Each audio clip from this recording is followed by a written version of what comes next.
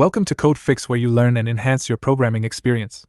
In this video we have shared how unbound local error, local variable underscore name referenced before assignment. This error occurs when you try to reference a local variable before it has been assigned a value.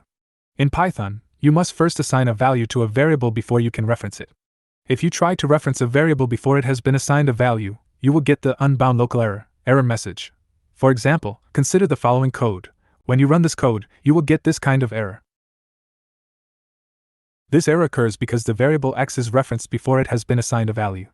To fix this error, you should assign a value to the variable before referencing it. For example, consider the following code. Now, let's run this code. Here is the results. Now if you run the code, it will print the value of x without any errors.